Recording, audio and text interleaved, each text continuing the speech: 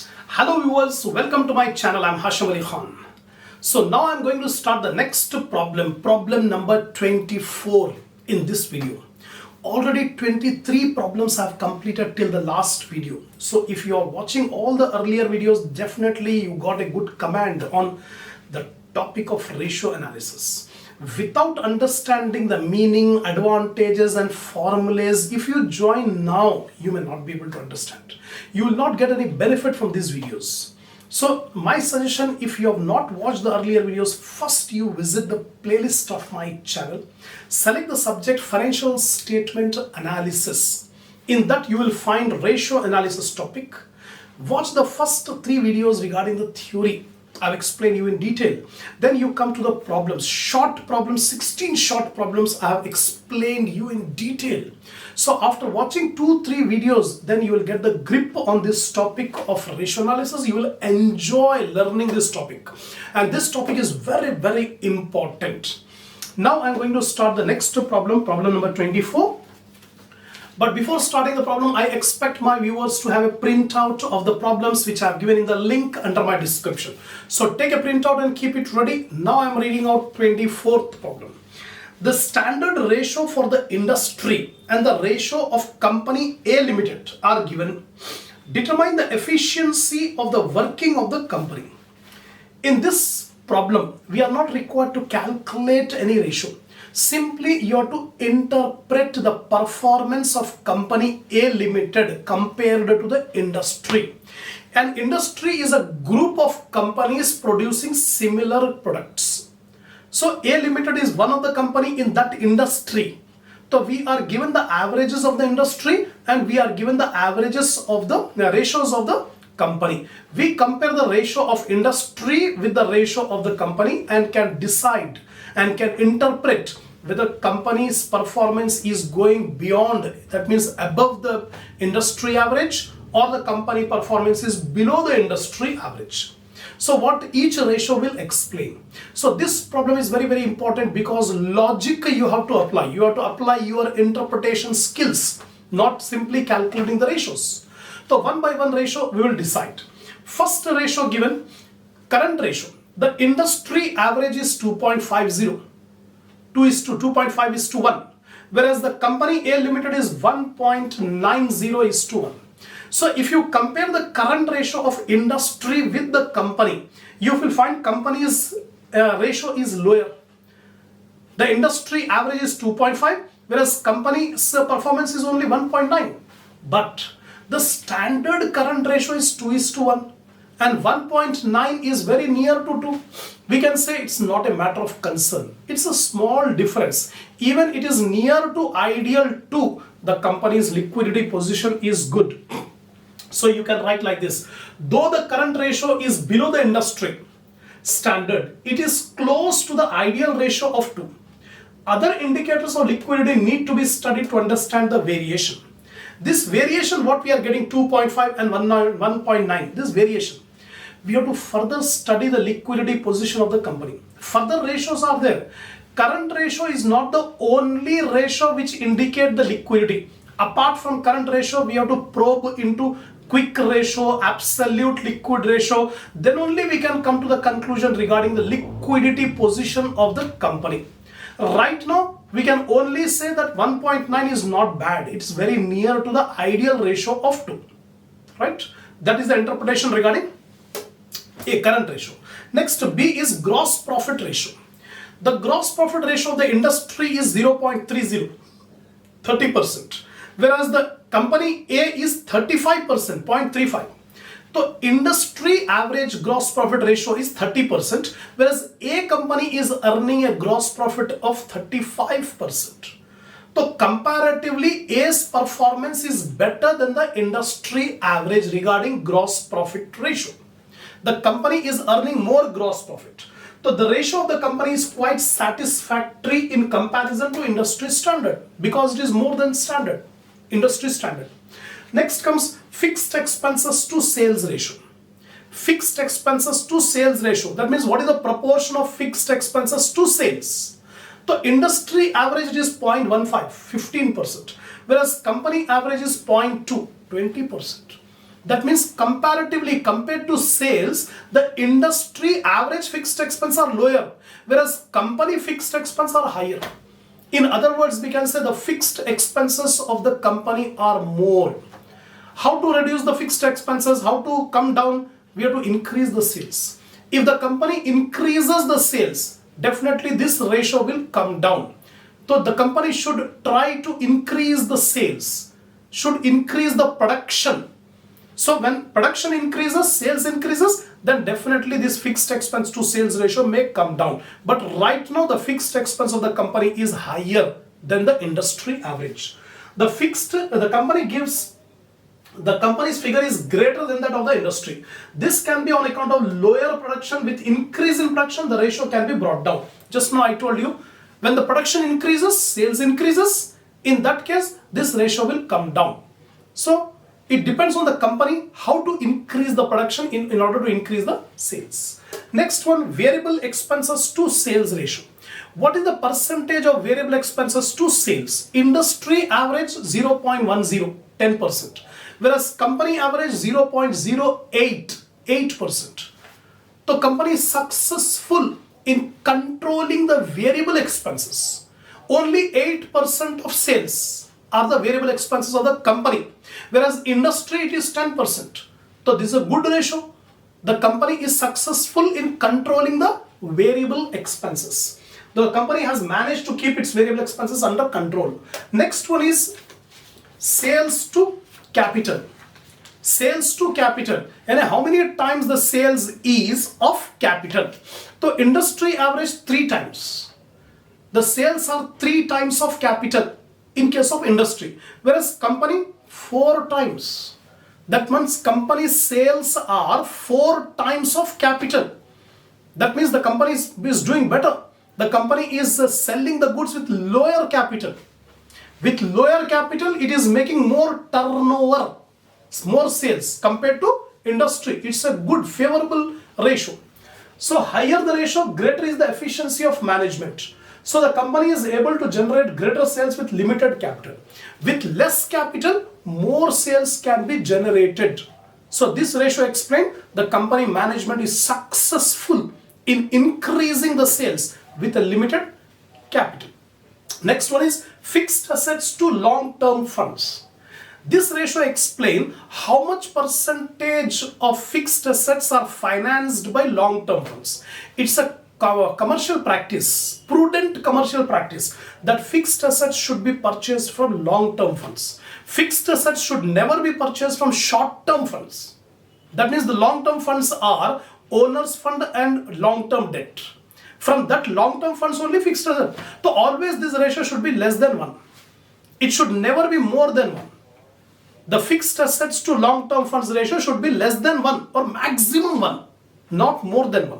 So here industry average 1, whereas the company is 0.9, 0.9. Very good.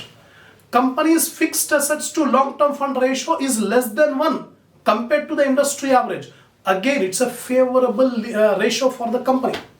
The company is financing all the fixed assets from long-term funds. It indicates the funding pattern of fixed assets. A lower fixed asset to long-term fund ratio is favorable. The funding pattern of the company is better than the industry. So if we compare the ratio, the funding pattern, that means how funds are arranged for fixed assets, is favorable for the company. It is less than 1. Next, last one is rate of return on capital. Rate of return on capital, return on investment. So it is 15% for the industry and this company is earning 20%. It is very good. The company is earning return on its capital 20%, whereas our industry average it is only 15%. So from this ratio also, it is clear that company's A performance is much better than the industry. Higher the ratio, better it is. So 20% is higher. So company A Limited's performance is better than the industry average. So higher the ratio, better it is. The company's return on capital is higher than the industry. That's all.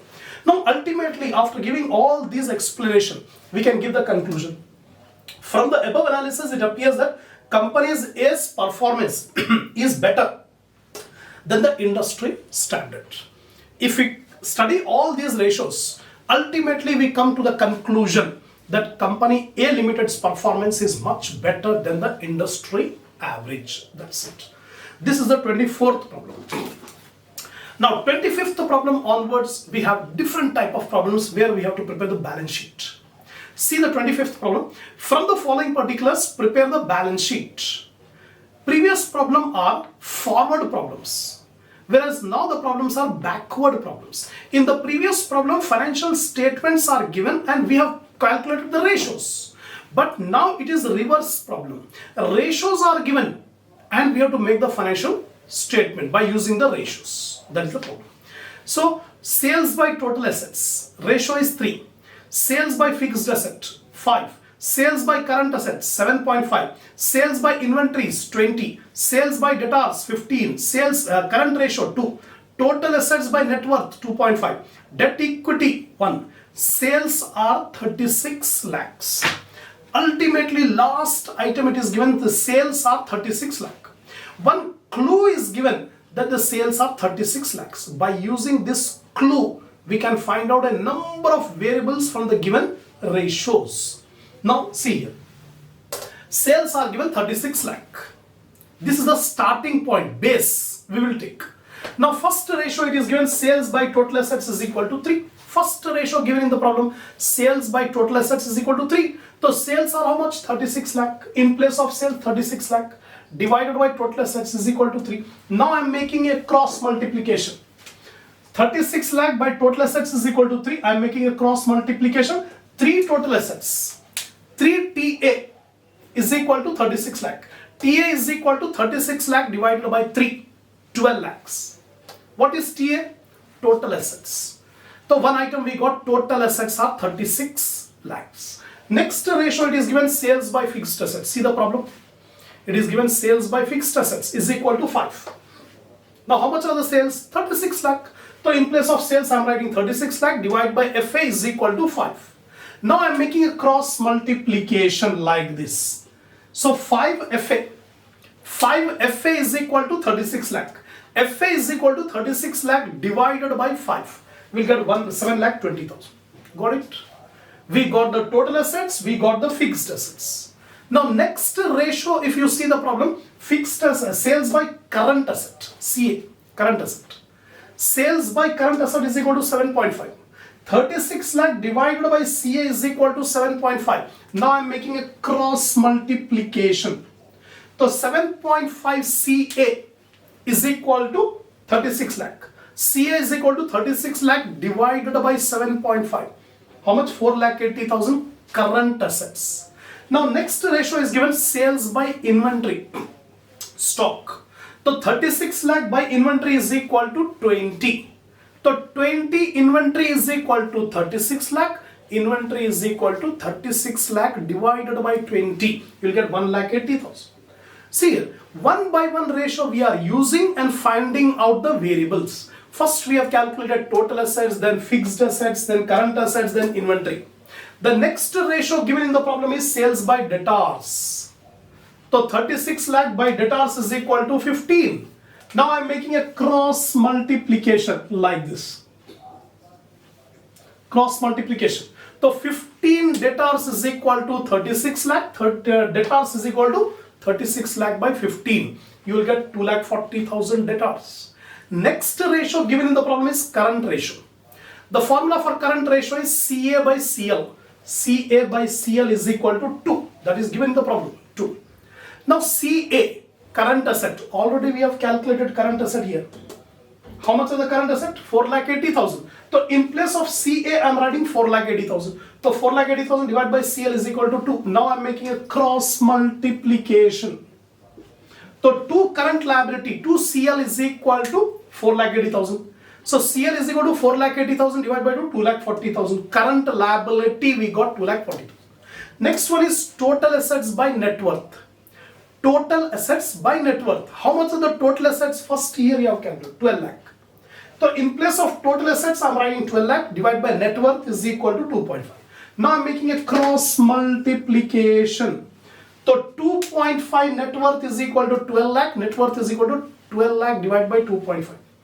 4,80,000 is the net worth. Actually, net worth means shareholders fund. And shareholders funds includes equity, share capital, preference share capital, reserves, etc., etc., etc. But in our problem, we don't have much information about preference capital or reserve. Nothing is given. So we assume net worth is nothing but equity capital. Net worth is nothing but equity capital. Now next, last ratio is debt by equity is equal to 1. Last ratio given in the problem. Debt by equity is equal to 1. Debt we don't have. But equity means net worth. Just now I told you, actually net worth means equity capital plus preference capital plus reserves. But we don't have that much information, so we assume there is no preferential capital, no reserve. So net worth is equity. So here equity, in place of equity I am writing 4,80,000. So debt is equal to 4 lakh, cross multiply. Debt is equal to 4,80,000. We got all the values. We have used all the ratios which are given in the problem. Now, current asset. Normally, current asset will consist of stock, debtors, cash. Normally, apart from that, other current assets may be there. But here we have to assume the current asset consists of debtors, stock, and inventory. So here, current asset, inventories, debtors, stock. So current asset, how much we got? Here we got 4,80,000. So current assets are 4,80,000. Inventory is the stock. Here we have calculated inventory 1,80,000. So inventory 1,80,000. Debtors. Here we have calculated debtors 2,40,000. So debtors 2,40,000. Cash we don't have. We don't have cash in any of the formula. So we will find out cash. So bring these two figures to LHS. So 4,80,000 minus 1,80,000 minus 2,40,000 is equal to cash. So we got ultimately cash is equal to 60,000. Last one, current liabilities. The current liabilities we got 2,50,000. No information is given regarding what are the items that are there in current liability. Normally creditors, bills payable, outstanding expense, so many current liabilities are there, but we don't have the information. So we assume that current liability consists of creditors. Current liabilities consist of creditors or payables, that's all.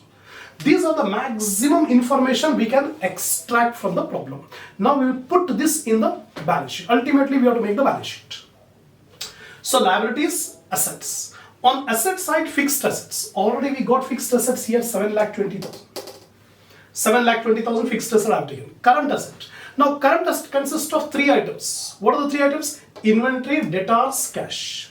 So current assets, inventories, debtors, cash. How much are the inventories? 1,80,000. How much are the debtors? 2,40,000. How much is the cash? 60,000. That's all. Asset side completed. Now I'm coming to the liability side. Share capital, equity, net worth. How much is the net worth here? Here somewhere we have calculated here. Net worth is 4,80,000. That is equity share capital is 4,80,000. Debt, long-term debt we have calculated 4,80,000. Then current liabilities. Current liabilities consist of creditors. So creditors are 2,40,000. Now take the total of liability side 12 lakh, asset side 12 lakh. Tallied. That's all. So coming problems will be like this, in this nature. In this nature, that means reverse back problem. We are given the ratios. By using the ratios, we calculate the values, and by taking that values, we have to make the balance sheet. That's it. So I have completed 24th and 25th problem in this video. If you are satisfied, give a like to this video. Give your comments on these videos. Share my channel in your group, in your friend circle, so that more students can watch the video and enhance the knowledge. We'll continue the next problem in the next video. And don't forget to subscribe my channel if you have not yet subscribed.